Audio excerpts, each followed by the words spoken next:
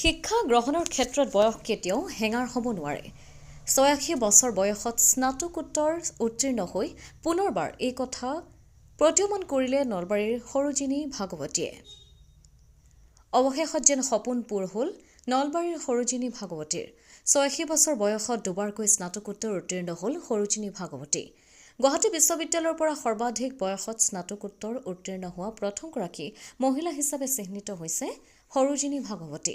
নলবাৰী জিলাৰ বৰনদী গাঁৱৰ বাসিন্দা সৰোজিনী আইতাৰ এই সাফল্যই প্ৰেৰণা যোগাব বহুতকে। এইবাৰ অসমীয়া বিষয়ত স্নাতকোত্তৰ ডিগ্ৰী লাভ কৰাৰ পূৰ্বে ৭৩ বছৰ বয়সত ৰাজনীতি বিজ্ঞান বিভাগত স্নাতকোত্তৰ উত্তীৰ্ণ হৈছিল সৰোজিনী ভাগৱতীয়ে। উল্লেখযোগ্য যে ৩ সন্তানৰ মাতৃ সৰোজিনী ভাগৱতী। ৮৬ বছৰত আপুনি MA পাছ কৰিলে, কেনেকৈ মনলৈ আহিল? হয়, 86ত মই MA পাছ কৰিলোঁ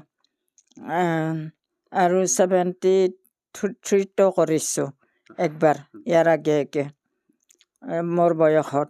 সেইটো আছিল আগৰটো পলিটিকেল চায়েন্স আছিল, এইবাৰ এছামিজ। কি সুধিছে আপুনি?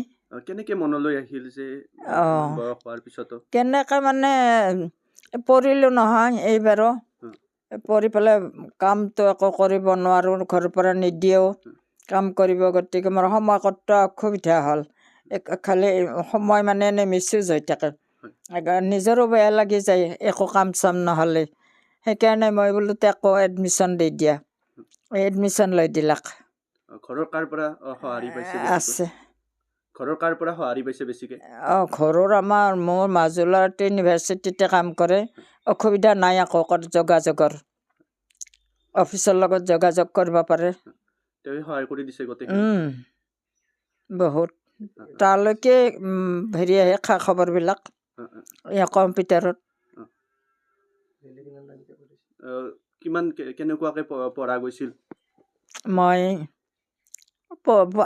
আগৰ বাৰতকৈ অলপ কমকৈ পঢ়িছোঁ, এইবাৰ অলপ বয়স হ'ল নহয়, অলপ মেমৰিও কমিছে, নোৱাৰোঁ পঢ়িব বেছি।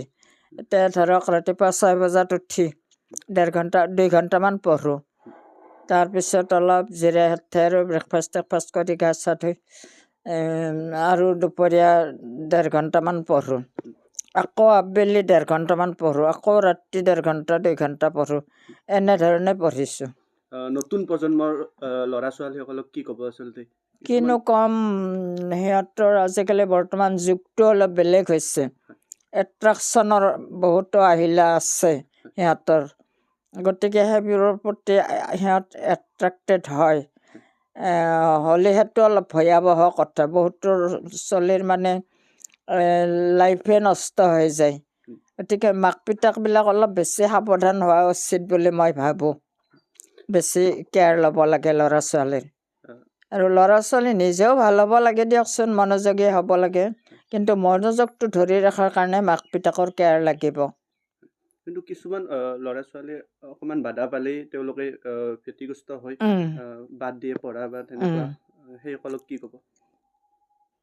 কি ক'লে আপুনি? সেইসকলক কি ক'ব? তেওঁলোকে বুজাই মেলি তেওঁলোকে ল'ৰাক মানে ঠিকত পেলাব লাগিব, আৰু এইটো আৰু মাক পিতাকে কেনেধৰণে কৰে তেওঁলোকৰ কথা। পৰৱৰ্তী সময়ত কি ভাবিছে, কি কৰিম বুলি ভাবিছে? এতিয়া কি কৰিম বুলি ভাবিছে আপুনি? মই এতিয়ানো আৰু কি কৰিম, মোৰ বয়সে দেখোন নহয় আৰু এলাও নকৰে, অসুখ বিসুখ হোৱা আৰম্ভ হ'ল, কোনোমতে পৰীক্ষাটো দিলোঁ, গতিকে আৰু মোৰ সময় নাই, আৰু নতুন চিন্তা কৰা সময় নাই। হেঁপাহ আছিল MA পাছ কৰাৰ? হেঁপাহটো থাকেই, হ'লেও নাই দিয়ক, নোৱাৰোঁ আৰু সেইটো মানে PhD, ইয়াৰ পিছত PhDৰ কথা আহে, চবেই সেইটো জোকাই থাকে। মনৰ আশা এটা পূৰণ হ'ল? এইটোৱে হৈছে আৰু এইখিনিয়ে।